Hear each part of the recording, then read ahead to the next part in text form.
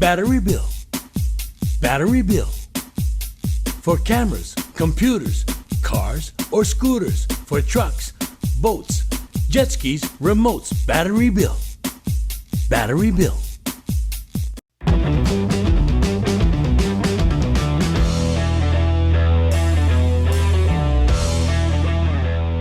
How's it going, everybody? It is episode 68 here on Hawaii Football Now. The guys back with you.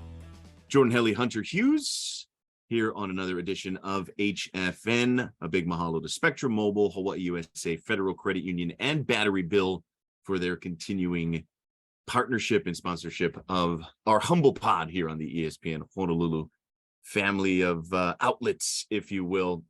Hunter, we're kind of getting into the nitty-gritty. Things move fast-paced. The season seems like it's been over for a little while now, but really it hasn't been more than, 2.5, 3 weeks or so. And then, of course, signing day, basically a week away. We record this Wednesday at about 1:30 p.m. Hawaii time, December 14th. Next week, Wednesday, the 21st, is signing day for the early, or the start of the early signing period is really accurately what it is. We are set to release this tomorrow, obviously on Thursday, December 16th. So by the time we rejoin you next week, we'll have a lot to talk about because signing day on the horizon. That's going to be a big day in the continuing sort of transition on into the Timmy Chang era. He can really start to get some of his recruits in there. I think how successful he is in the transfer portal, how successful he is in terms of keeping some of these local kids home will go a long way. And we're excited to talk a bit more about that in the second half of today's pod. Quick little opening drive. We're going to welcome Leonard Lee to the pod, University of Hawaii safety, the Kapolei graduate, coming up in the second half as well. Was 9th on the team in tackles this past year, 33 total tackles, 20 solo, started a number of games, missed some time as well. Got a little banged up, but ended up playing a pretty big role with this year's squad after, not being on the team for a time. I think his journey is fairly well documented, but he's a guy who has seen some of the lowest of lows and seen some of the highest of highs in his UH career after going the JUCO route out of Kapolei. Pretty interesting story for him. Was a safety, was Taulia Tagovailoa's backup quarterback for a year in his time at Kapolei. Happened to be there with June Jones when he was the offensive coordinator during Taulia's second year as the starting quarterback before he transferred over to Thompson High School in Alabama. So he's got the man's football journey is a pretty interesting one, and happy to welcome him to the pod coming up in a little while here. Yeah, and anytime we have a player it's special, but a walk-on especially, it's very near and dear to my heart. Earning a scholarship, Coach Timmy, honoring him for standing up for his beliefs. We've talked about it for weeks now, Jordan, the amount of perseverance that was needed from this senior class was pretty remarkable when you look at the last 5 years of what these guys have gone through. And Leonard Lee being seen as one of those leaders of this team. I'm thankful to have him on here, and just as a former player myself, show my appreciation for someone like that, because you look for guys to upkeep the heart, the mantra, what it means to be a University of Hawaii football player, and I feel like he did that excellently. Yeah, and wrapped up his career with a number of other guys, and we'll see what the future holds for Leonard. So again, happy to welcome him to this pod on episode 68. Also, just wanted to make a quick note. Big thanks, big mahalo to all those who have hit us up on social media, all the other outlets as well. In our kind of plea out there that we put out, hey, so hit us up with your topics, especially as we move into the off season. We'll be definitely getting to all of your topic suggestions over the course of the off season. As we filter through that, I think we've gotten a pretty encouraging response of those interested in continuing to listen to the pod. So big thanks to everybody out there as well. I know you've gotten some correspondences, Hunter, and we'll continue to try and get a regular stream of guests on the pod throughout the off season as well. Not just necessarily current players or players who played this past season, but we'll try to cast a pretty wide net as we go throughout as well. But as we know, as we've come to learn over the course of now 68 weeks, the football season never rests. And every time you think there's going to be a lull and nothing to talk about, some big news drops. So we'll just be ready to adapt, and we'll stay on our toes. Yeah, and big news is relative. I'm hoping and praying that we don't have near the off season like what we did last year. That was a little fun to cover, but also chaos for our program. Yeah, it was great for content, but for the health of the program, maybe not. Maybe not the best. Just how everything kind of went down. All right, before we head into the game time, I want to remind everybody Hawaii Football Now is brought to you by Hawaii USA Federal Credit Union. Originally opened in 1936 as a credit union for educators, Hawaii USA has inspired a culture of giving that is rooted in education and has since become Hawaii's largest credit union and extended to other areas of community need that impact financial health, including healthcare, housing, and hunger. To learn more, please visit hawaiiusafcu.com. All right, game time as we continue our review of the season. Spoke a little more generally last week. This week, we'll take a deep dive into the defense. Next week, we'll air it out on the offense as we look at some of the numbers. It was kind of interesting. We kind of went on, a little stat finding expedition, just kind of trying to see, how some of these numbers stacked up, how that sort of compared with the eye test and what we saw from the University of Hawaii defense.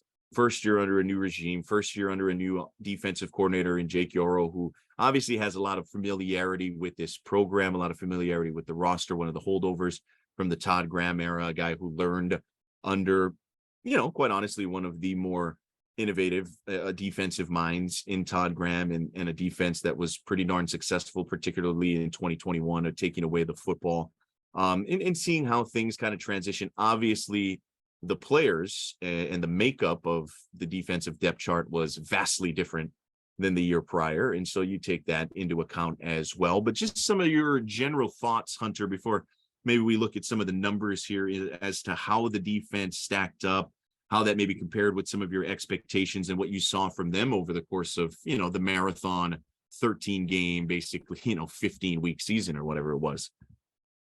Yeah.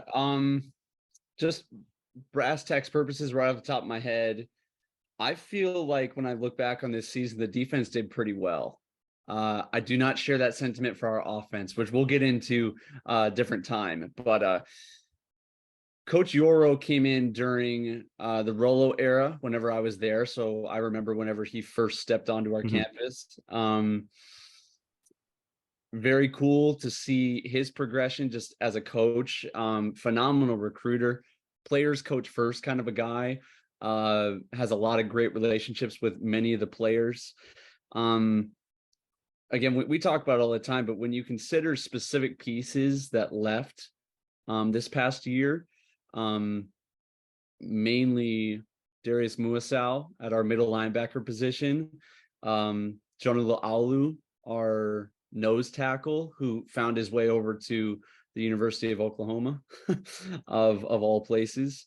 And I'm blanking on his name. Who is our ball hawk who ended up at Arizona State? Oh, Corey Bethley, Arizona Bethley. State. Yeah, it's safety, right? Cam Lockridge to Fresno. That's Justice Divide to San Diego State. There were a few. There we go. That's 5 pieces right there, and integral parts to what we had cooking last year and the success of our defense. For us to keep our conference games within a combined 30-point differential, I think that's a tremendous job well done from our defense. We'll dive a little bit more into the numbers here, but that's how I felt about our season. We asked a lot of younger classmen to step up, and a lot were asked of them on short notice. Even someone like Logan Taylor, who now is kind of a household name for us University of Hawaii football fans, he didn't play for the first half, 3 quarters of the season, and then absolutely tore it up for us. Yoro, whenever we interviewed him earlier this year in the offseason, mentioned they're going to show a bunch of different looks, keep offenses on their toes, bring blitzes from depth, which is combative to losing all of that size on D-line. I think other than the wide receiver position, D-line is our number one target in terms of what we need in the offseason. And yeah, given all of that, I feel like I would give it a winning grade. I really would. Yeah, I think right. It's always tough because you're sort of grading on your own sliding scale, right? How does that compare based off of preseason expectations? You kind of went down the list of guys that, no longer in the program, big time contributors, big time producers. And how were those roles going to be filled, right? And they were filled by a lot of, as you mentioned, a lot of young guys, a lot of new faces, particularly in the defensive secondary. They were starting freshmen back there. They were starting guys who had never started. They were starting walk-ons, guys like Leonard Lee. And so I agree with you. My overall takeaway for the defense is a net positive one, because I think we saw improvement. I think we saw some adjustments. I think at times maybe, the adjustment to the adjustment didn't come quite as soon as I think the team had hoped for. And I think that's part of the self-evaluation process. You think to the first 5 games, the non-conference defense wasn't great. Then they kind of get into some of those early conference games, and I thought they were so much better against the run, right? You think to the San Diego State game, you think to the Nevada games and things of that nature. And I know Nevada was terrible. They were worse than Hawaii, but teams like San Diego State, some of these run heavy teams, they played so much better against. And then at times things kind of slipped back. There were a few hiccups along the way as well. And so it wasn't a completely linear improvement for this defense, but I think we saw a team that was willing to adapt at points. We saw a team that was capable of adapting at times, maybe not quite so, but I think a lot of that had to do with youth and experience and perhaps being a little undermanned. As you point out, the lack of a pass rush really hurt. The lack of the ability to take away the football, I think, put so much more pressure on them, right? To come up with stops continuously, time after time, get off the field the hard old-fashioned way, which is just, you got to force punts, you got to get off the field and force kicks, right? Missed field goals and things of that nature. They weren't able to come up with easy stops, air quotes, and not that takeaways are easy, but they take a lot of pressure off of you to play perfect football. You don't have to be perfect. That's if right. You can give up some first downs, if you can give up some plays, if you know that, hey, we've got the capability of immediately kind of snatching momentum away by forcing fumbles, by being ball hawks in the secondary. That wasn't quite enough of the recipe or an element of the recipe this year for the University of Hawaii. So those are my big takeaways, I think, for this group. But I think overall we saw, right, later in the season, they were more aggressive. Mm-hmm. And part of that had to do with health. They got a few more guys back, but they were more aggressive, bringing guys. I think we saw guys like Jonah Kahavai-Welch, who unfortunately, is moving on eligibility wise, but he started to get a little more involved, right? Starting to use pieces, finding where the chess pieces fit. I think we saw a little bit of that. They kept themselves in ball games when the offense sputtered at times. So overall, a net positive for me, really, when you break it down. Yeah, and the one number that we're going to dive into all the numbers for you guys out there, but the 20 sacks on the season is the most alarming number for me, because if you divide that out for our 13 games, that's only about 1.5 and change sacks a game. Mm-hmm. That is not good. That is very transparent, or translating, I should say, of us not having much of a rush throughout the whole season. You're hoping for at least 3, and anything above 3 is going to be a good game for your defense. But 3 on the minimum, because you need that opposing quarterback to feel your presence. You need that offensive line to get stretched out. It wreaks havoc on the entire game. If the opposing team's offensive line isn't threatened by you, you can pick the other team apart, whether it be on the air or on the ground, as we'll dive into these numbers. But that number in particular, takeaways are going to happen.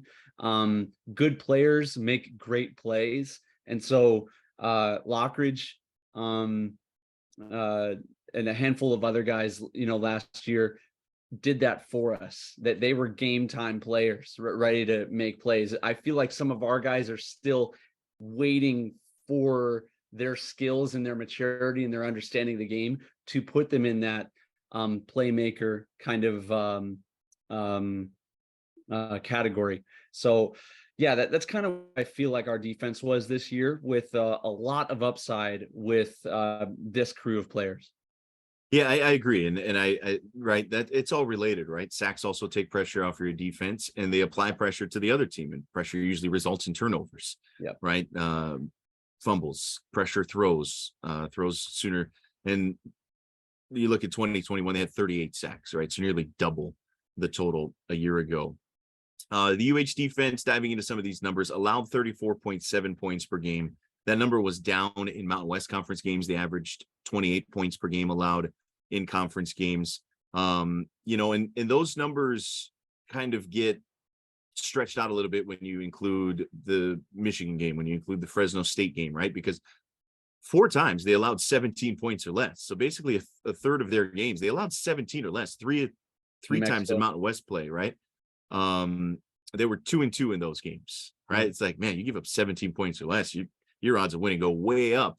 Yeah. Fortunately, they lost 2 of those games, and that's not a good recipe. They allowed 27 points or less 6 times, 5 times out of 8 in Mountain West Conference games, right? They were 3-3 in those games. And you like to point out, Hunter, right?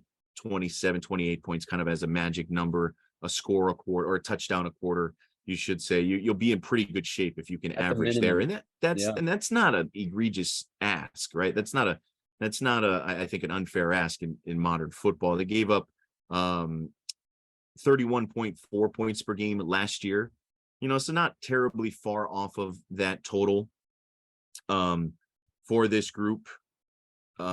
This year, 438 yards per game allowed. That's a pretty big number. Defensively, 6.6 yards per play. They gave up 225 yards on the ground, just over 213 yards per game. 225 yards through the air, just over 213 yards per game rushing. That's 7.9 yards per pass attempt, 5.6 yards per rush. Not great numbers, right? They gave up 28 rushing touchdowns, 21 passing touchdowns in a 13-game season, just 12 total takeaways. They had 10 interceptions and only 2 fumble recovers. They only forced 6 turnovers. And that's obviously not going to cut it. They averaged 40.8 yards per punt. Matt Shipley was very serviceable, 36.8 net yards average per punt. Not bad. Deep offenses against them converted nearly 40% on third down, over 50% on fourth down. Not great in trying to get off the field. We already pointed out the sack numbers. Red zone scoring, 60 red zone trips. That's a lot. Gave up scores on 88.3% of those possessions, gave up touchdowns on 60% of those possessions, 36 out of the 60.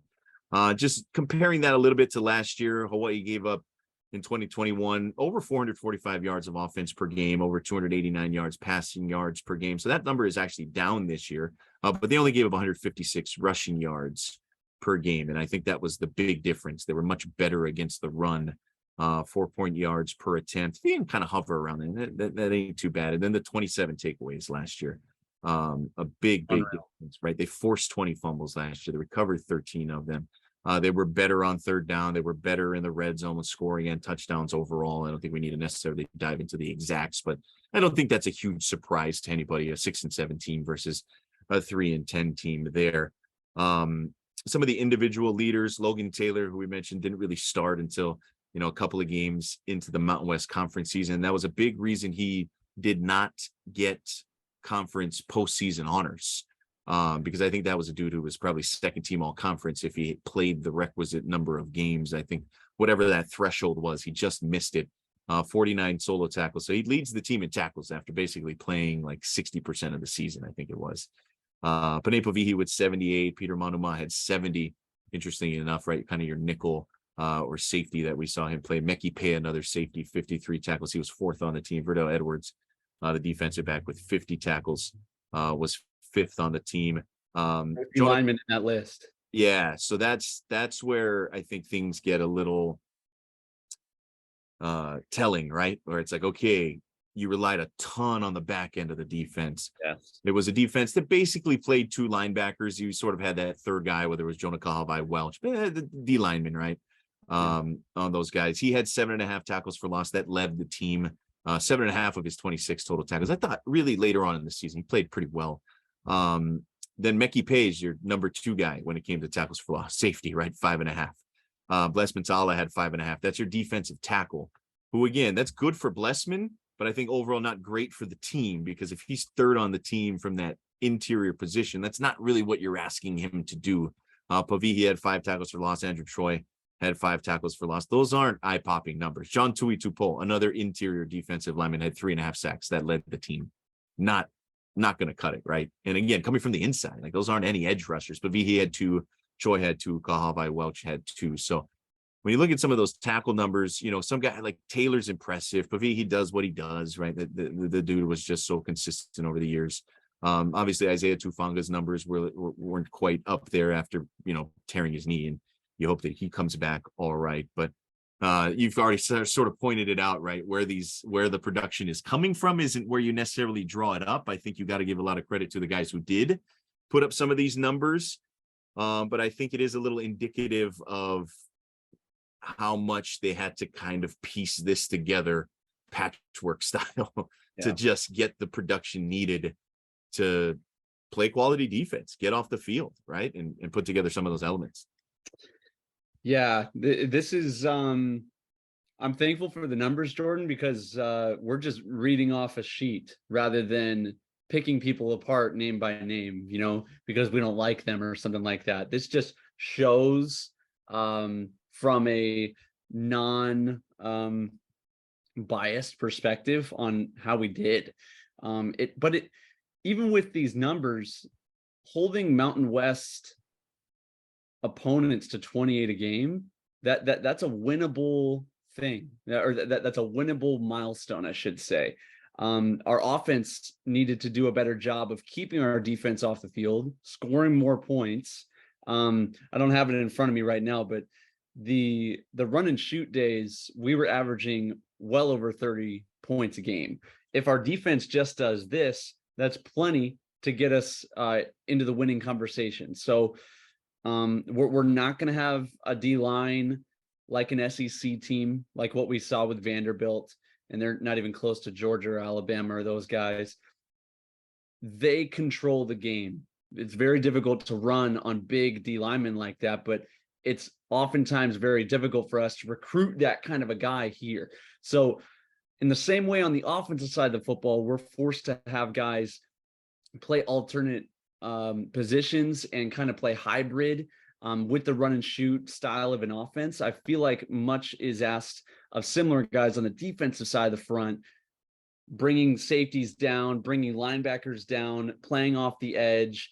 It's kind of a more dynamic approach to football than kind of the standard 6'5" across the board and just clog up the middle, have fun running on that. And so it's a challenge, but we're going to have to get busy with recruiting this offseason. Yeah, and I'm with you. I think the biggest priority has to be that defensive line, right? They need to be better against the run for sure. But I think if they simply, if nothing else, can get better pressure on the quarterback, yep, I think things change pretty significantly. Yep. Pretty significantly. If they can get into the backfield with much more regularity, that really can change your defense, right? We hedge our losses. Yeah, exactly. That's a great way to put it, I think, right? You really can make up for deficiencies elsewhere, right? And not that you want to count on that or anything. And I think there is some real positives, especially in that secondary, but boy, it really could kind of, make up for the big play that you give up or cover up some injuries or cover up some weaknesses. That's the name of the game, especially in these days, right? With where teams like to run so many plays, where they like to, throw the ball around. And I get it. The division in itself is a division that likes to run the football, but we'll see some changes at different places. So yeah, I'm with you there. I think that's a good way to put it. Yeah. And I think back to that New Mexico game, that would not have happened if we had a little bit better defensive line front. I don't think they run, what was it, like 450 on us on the ground that game? So, yeah, it was a lot. It was a Yeah, lot. it was crazy. And so, yeah, I think Timmy has to know this and is pursuing this with full effort this offseason. Yeah, that's already been a couple of the verbal commits, mainly through the transfer portal defensive lineman. We'll get into that here in the second half as well. Leading interceptors, Verdell Edwards, the second had 3, Malik Hausman had 3, Peter Manuma had 2, and then In the same game. That's right. That's right. In the same game. Logan Taylor, Panay Pavihi had 1 each. Obviously, Pavihi's was the pick 6 against Duquesne. Passes defended, passes broken up. Hugh Nelson had 8, Hausman 7, Edwards 5, Manuma 4. Some of the big losses that we mentioned, Blessment to Allah, who was honorable mention, Mountain West. John Tui Tupol, honorable mention, Mountain West. So that's kind of the heart of the interior of your defensive line, right? Those are big shoes to fill. No doubt about it. Jonah Kahavai Welch, Kobe Wyatt, Panay Pavihi, sort of, at that linebacker level. I get it. Kahavai Welch and Wyatt were more hybrid type guys. You lose Hugh Nelson and Leonard Lee out of the secondary, including some of the special teamers. You lose Kyler Halverson, right, who was your kickoff specialist. He had entered the transfer portal as the backup kicker. But you do have, a lot of the names that we mentioned already that are set to come back. Ezra Ivi Malo, I thought, came on late in the season, as did the freshman Tariq Jones on the defensive line. Choi, Logan Taylor is back at linebacker. That is a huge piece for this defense. I'm assuming Tufanga will be back coming off of the injury. You've got Noah Kemma, the young linebacker who didn't really see a lot of playing time, but could be in line for a bigger role. And then Manuma was honorable mention at Mountain West. You got Mekhi Pay, Edwards, Devin King, the Maryland transfer, Kalana McCullough, the UCLA transfer, JoJo Forrest, another transfer by Tangi Thompson, the freshman who played quite a bit early on in the season, in particular, Hausman. You got a lot of talent back in the secondary. And then Matt Shipley, the punter, is back as well. So there are some pieces, but I'm with you. I think that defensive line, they gotta, and I get it. We've kind of said that going back to Rolo, like they need a little more depth on the defensive line. But boy, it would be a huge help. It would, yeah. And again, my mind is wired for offense. I love what our defense does. Turnovers drastically change the game from a momentum perspective, from a crowd perspective. Nothing gets the crowd juiced more like a pick 6.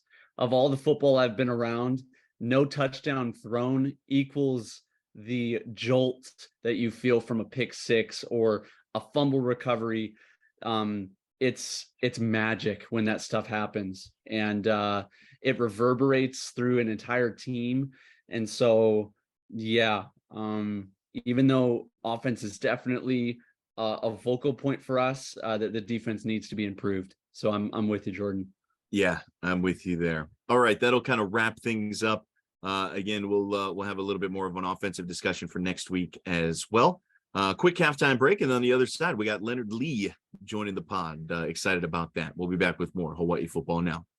This is Hawaii Football Now from ESPN Honolulu. All right, we got our guy Leonard here. University of Hawaii safety, coming off a productive year to kind of wrap up what has been, to me, one of the more fascinating football journeys of anybody on the team. Proud Kapolei graduate. He's repping the hoodie already. And happy to join us, graduating this semester. All of the fun accolades. Congratulations on all that, man. Congratulations on a fun season as well. Talk to us kind of, where you're at right now, man. What's life been since the season ended? What are your plans here going forward, before we kind of get into a little retrospective here? Yeah, so I'm enjoying retirement, definitely. I've been kind of making jokes that, like, I don't get to set my alarm now, and I can kind of have a little more free time. So I've been kind of taking a little time to myself, just sleeping in a little bit. Movie guy. I gotta get more physically active soon, but I just been kind of taking my time on that.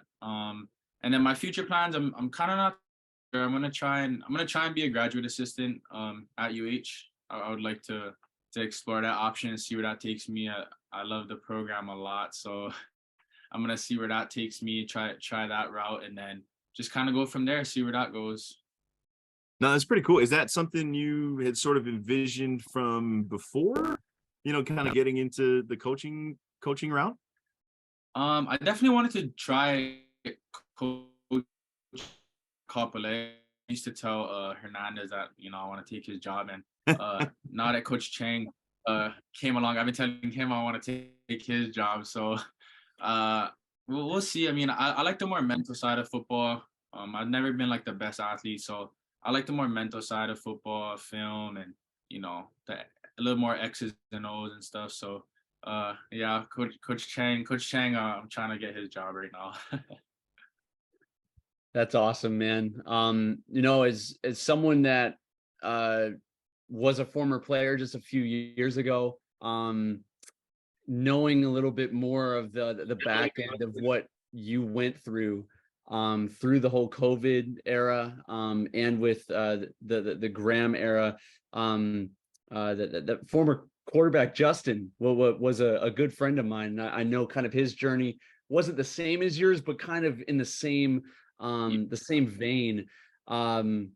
Bro, thank you for sticking around. Thank you for persevering, for kind of rolling with the punches through everything, bro. And it's cool to see a walk-on like yourself honored the way that Coach Timmy honored you this season, man. You had to feel, I got to imagine, enormously proud and grateful that you stuck it out through this time. Oh yeah, no doubt. I mean,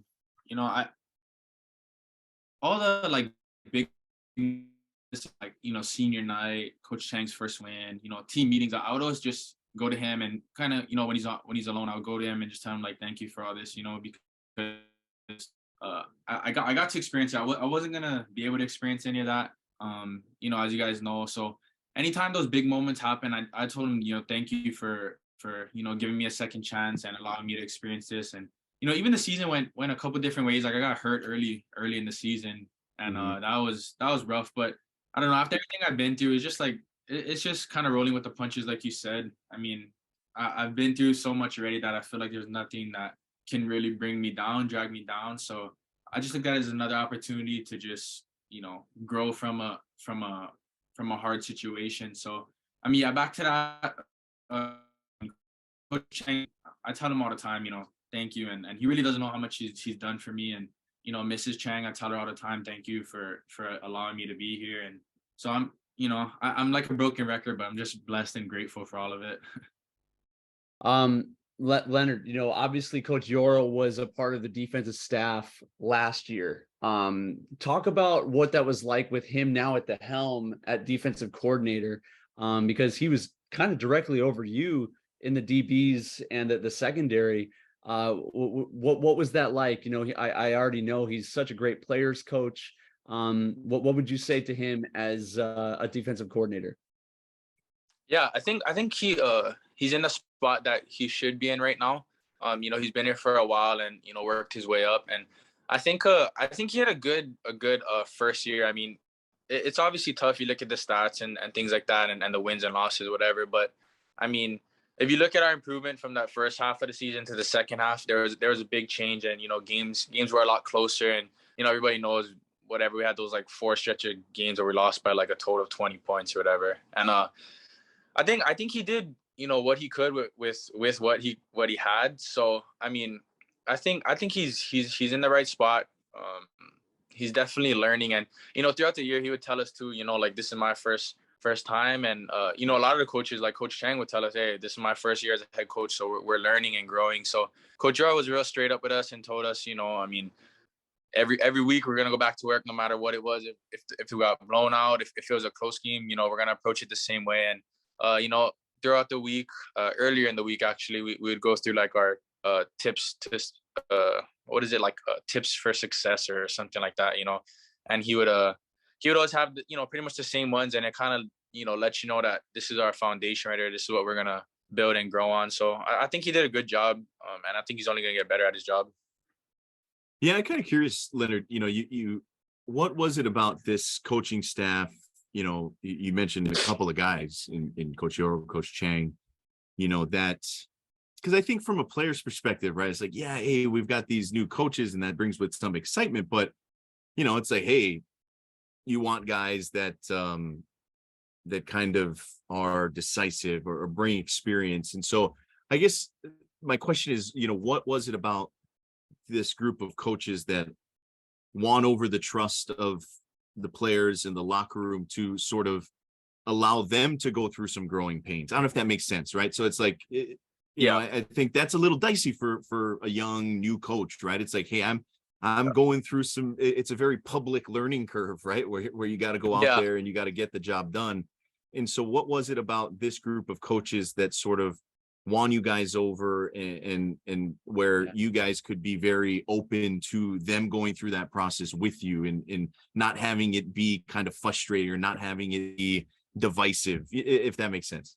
Yeah. I think there's a couple of things that really led to that trust. I think first you look at like how they started with us. They started with a lot of love, a lot of building relationships, talking with us, getting to know us. So already when you kind of have that relationship, it builds that bond and that strength of trust. And then you look at throughout the season, there was times where there was, I don't want to say questionable calls, but there was times where, like you said, it's public mistakes that they're making, and they would come into halftime or the next team meeting, and they would publicly be like, or tell us at least, hey, I messed up this call. This was a bad call, or I put you guys in a bad spot here. So, it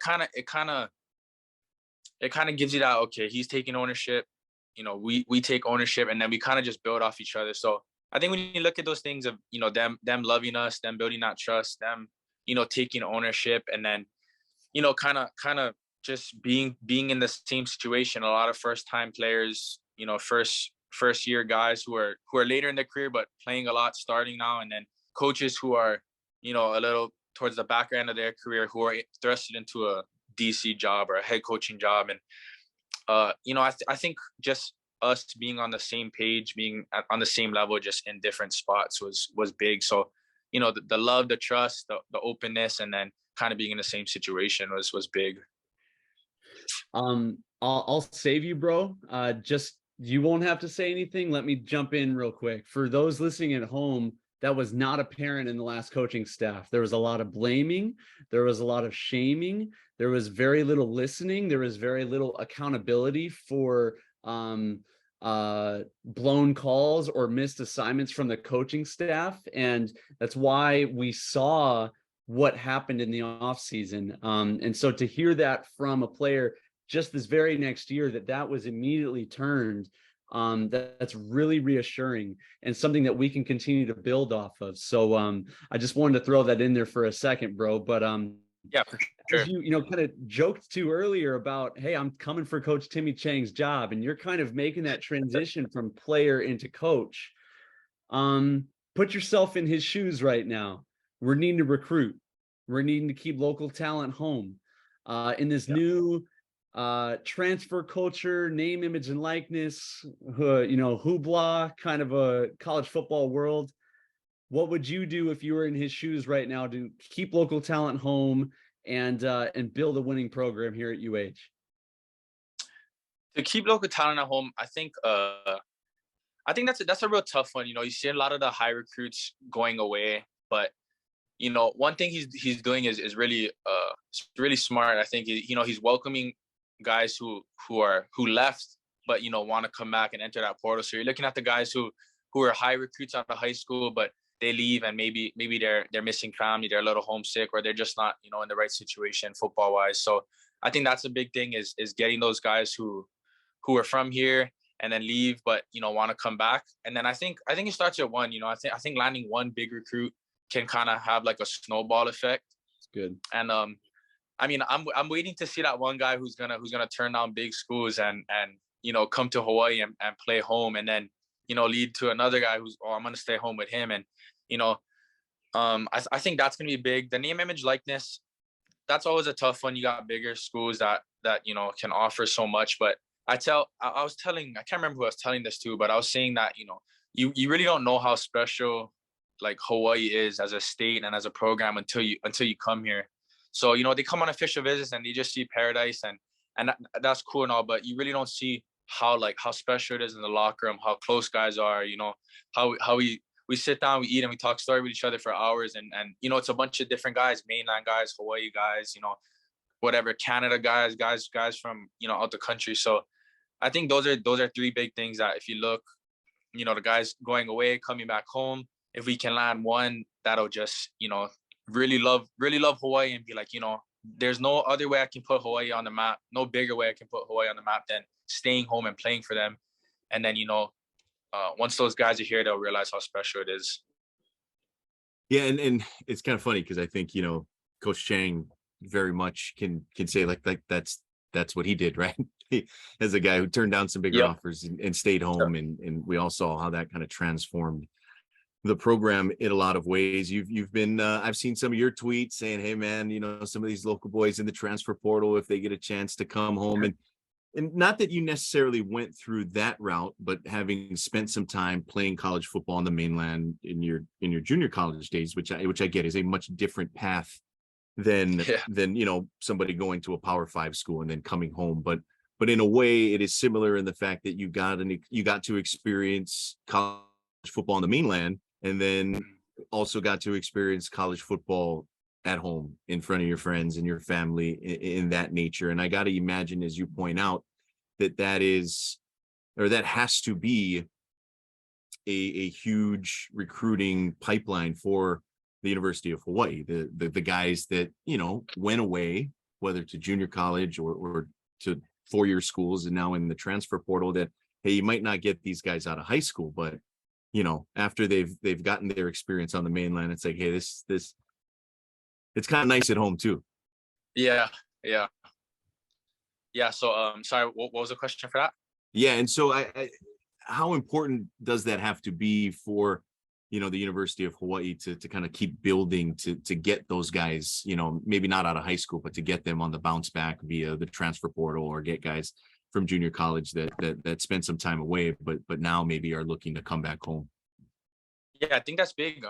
You know, I feel, and I think, you know, Coach Chang can speak for this too. I hope, you know, that like Hawaii boys are kind of the foundation of the program, you know, and I think it really doesn't matter, you know, how you get them, as long as you get them. You know, you might get them a year or two late, but, you know, at the end of the day, you got a big time recruit who's playing for home now. So, you know, I know they're attacking that the right way, and they're attacking it heavy. So, I mean, it's good. It's going to be interesting to see, you know, how many guys come back home and how many guys are, you know, willing to stay home too. So I think it's big. They're attacking that the right way, and that's going to be like a big, you know, foundation for that program, for this program.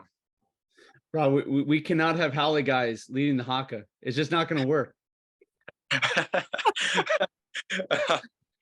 Yeah, that'll be an interesting one to see. No way, man. That cannot happen. No amount of tribal tattoos is gonna hide this whiteness, bro. It's just not gonna happen. Yeah, we're gonna need Coach Ryan Bow, Coach Jeff to lead it. Yeah. That's awesome. You know, as you make this transition into the GA side of things, obviously you want it to be on the defensive side of the football, but would you be open to learning a little bit more on the offensive side as well? Yeah, I mean, I think, you know, I don't really know too much about, like, you know, the whole coaching side yet. Obviously, I'm so new to it, and you know, I haven't really stepped foot in there yet. But I mean, I kind of just would take what Coach Chang says, just bring value, you know. So wherever you can get your foot in the door, I think that would be a good thing. And then wherever you can bring value, however you can bring value, will be important. And you know, I played a little quarterback in high school, and obviously, you know, college is a lot different level, but I got to learn with Coach Jones, and you know, I know a little bit of, you know, offense, and I'm definitely not, you know, foreign to it, but I think too, being a safety, you kind of have to know, you know, offense and different schemes and, you know, route combinations. So I mean, I'll definitely be open to it.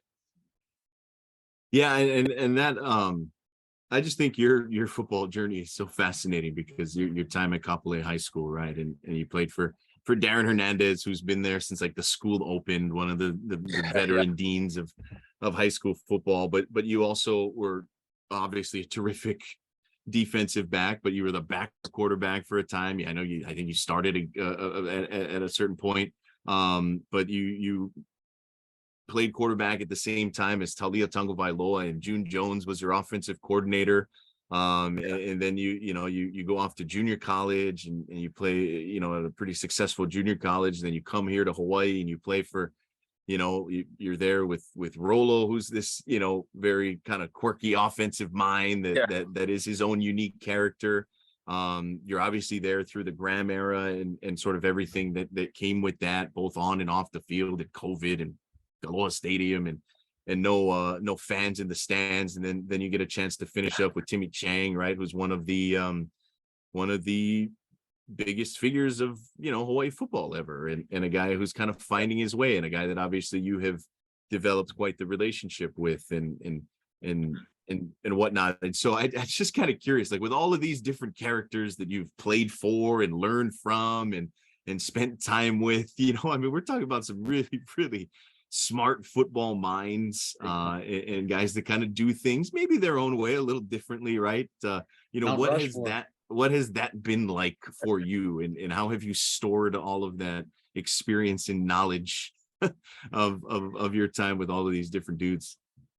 Wow, yeah, that's a great question. I have I guess a lot of heavy hitters under my belt. Like you said, Coach Hernandez, Coach Jones, Coach Chang. Rolo, I didn't get too much of a relationship with him, but I was around him.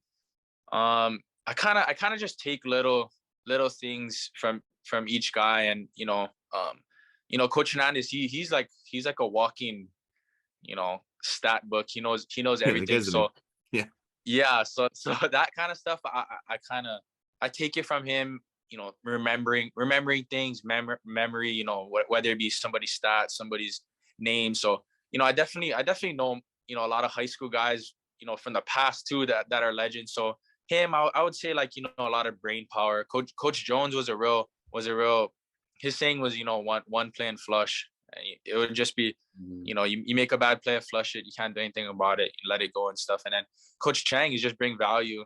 Those are just off the top of my head, obviously, but bring value in whatever you do in life, whether it's your job, your relationship, or to your family. So those are things that just off the top of my head, I take from them. But there's so much more, and it's really like it's priceless, the things that I learned from them, on the field and off the field. Just I couldn't ask for more. Those guys, helped shape me into a player and a person. No, I think that's awesome, and I think it's safe to say you're going to apply a lot of that, whether it's coaching or whatever you go on to do, man. It was really fun to see you out there, contributing in a big way on and off the field this season, and we know that the long road it kind of took to get there. And we really thank you for coming on the pod, Leonard. I guarantee you we'll see you around quite a bit. I know you're not going far, so looking forward to that, seeing you soon. And just big thanks, man. Happy holidays and all the best to you and your family. Yeah, thank you guys. Happy holidays. It was an honor to be on here. I love watching you guys stuff, and hope you guys keep growing. Right on. Thanks, man. Yeah, we'll hopefully be around long enough that we'll get you back on the pod at some point. I believe you will. Sounds good. I look forward to it. Right on. Thanks, brother. Shoots. This is Hawaii Football Now from ESPN Honolulu. All right, big thanks to Leonard. Pretty awesome stuff as he is, on to the next stage. He's a dude who's been through a lot in his football journey, and I think a guy who cares pretty deeply about this place and this program, and you can sense that. So big thanks to him for joining the pod. Yeah, I think he's going to be someone that we look to in the community, not just to boost UH morale, but maybe even push local recruits in our direction down the road. Would use all the help that we can get at this point. So I'm thankful to have him as part of our alumni, and looking forward to more things to come from him in the future. Yeah, it's going to be fun. No doubt about that. All right, quick little recruiting roundtable, if you will. Early signing, we mentioned next week, Wednesday, the 21st. We will have a full recap of that in next week's episode. So far, some pretty big news. A Washington transfer, Kuaupe Hopa, is transferring to Hawaii. Put out a pretty cool little chicken skin type video on Twitter, or on social media, I should say. The Kamehameha grad defensive lineman. If you remember us in the first half of this pod talking about that, dude's like 6'3", 6'4", 320, big body. Didn't play a ton at UW. Was part of a big Hawaii migration, if you will. Ikaika Malloy does such a great job recruiting. But had over the years, right? Meki Pei was one of those guys as well, who is home now and playing very well for the University of Hawaii. Eastern Washington's Josh Jerome also making known via social media that he apparently is committing to Hawaii again. None of this is final until next week, Wednesday. So take all of this with a giant grain of salt, because until that pen is put to paper and the facts comes through, nothing is official, and guys can change their mind. That's what they're entitled to. But he was a 3-time All Big Sky selection, various, sort of honors, honorable mention, things of that nature in the Big Sky. So an FCS transfer, sophomore All-American by certain publications, defensive lineman with 1 year of eligibility remaining. That Eastern Washington program historically, obviously very good. Obviously there is a tie with offensive coordinator Ian Shoemaker having spent some time there. So there's another D lineman, as well as Eastern Carolina graduate transfer, defensive end Elijah Robinson.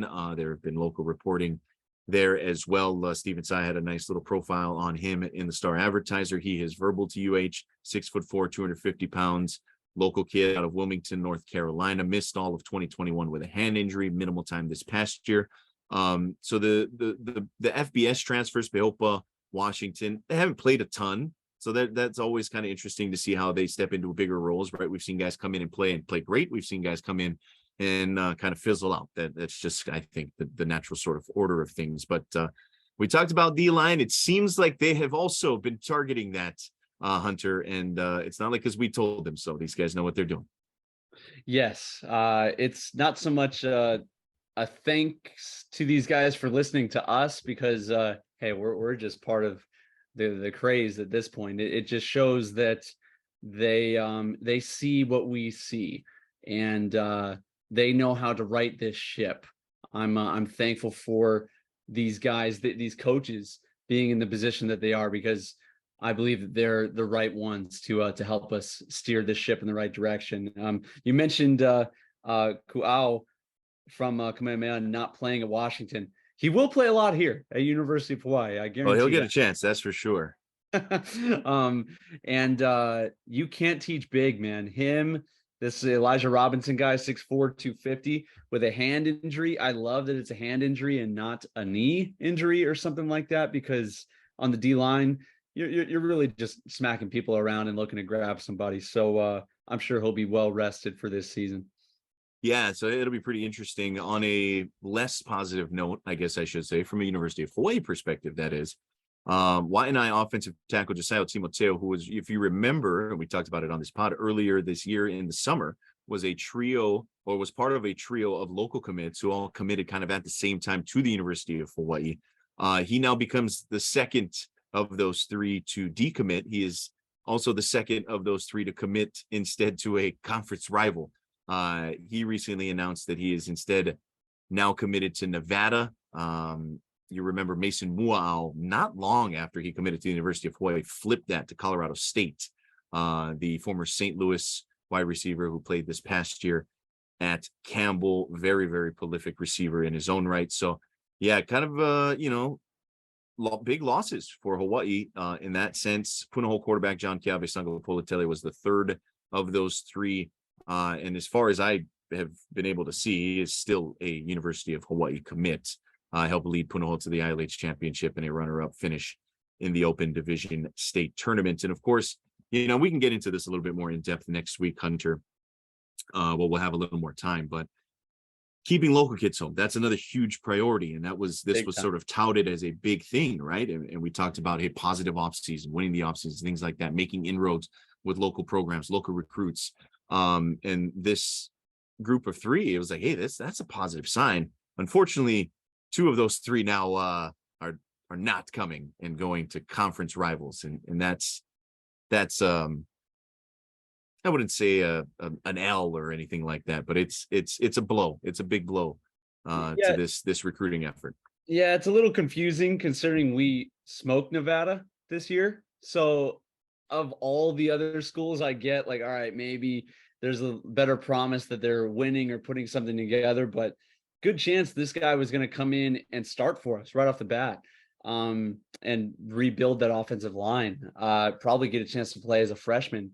Again, everybody's situation is different, but for those listening at home, and you have a friend, a nephew, a relative, a cousin that is in a similar situation to these guys in this transfer portal new era of college football, please, I beg you, for these young guys' character and where they're at in life, teach them that their yes is yes and their no is no. I know that there's so much pressure on these guys to make a decision, not make a decision.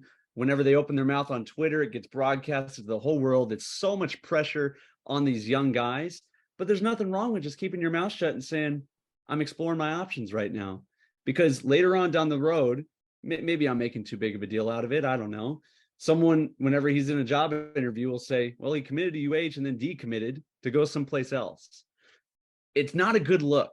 Whenever you give your word to somebody, again, it's nothing until we write it on paper.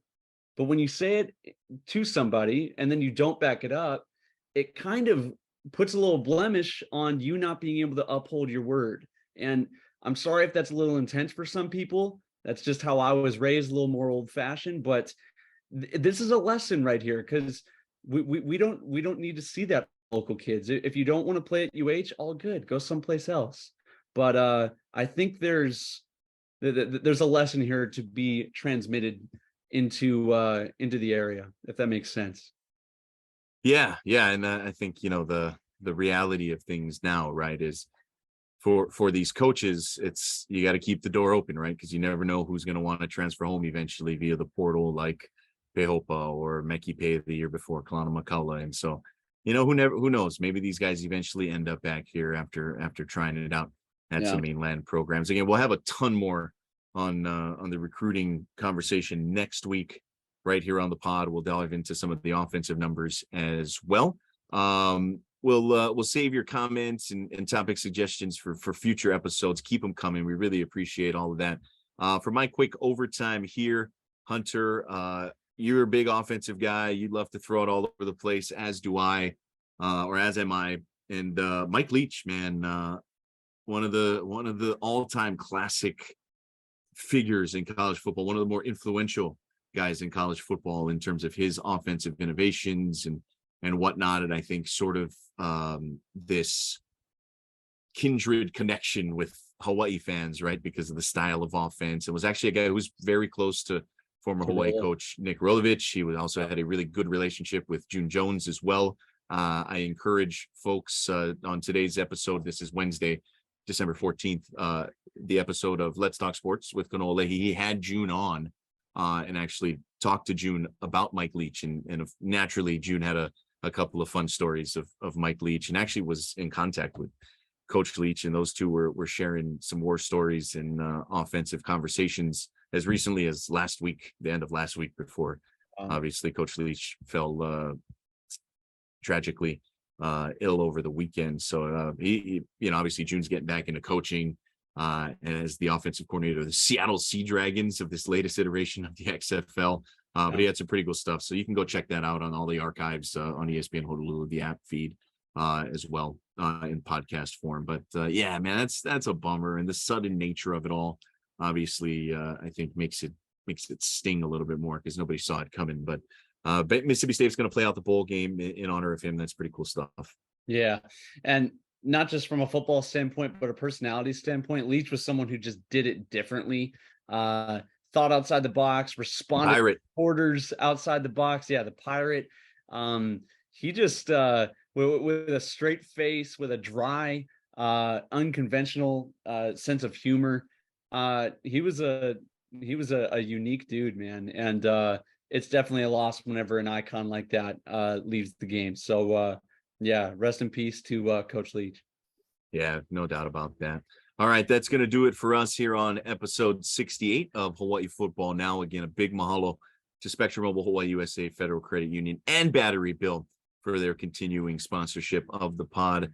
Big thanks to you, Hunter, and of course, huge mahalo to Leonard Lee for joining us as the guest this week on Hawaii Football Now. Thanks to Jaron for splicing this all together. We'll be back with you next week, episode 69, signing day on the horizon. Big week coming up for the University of Hawaii.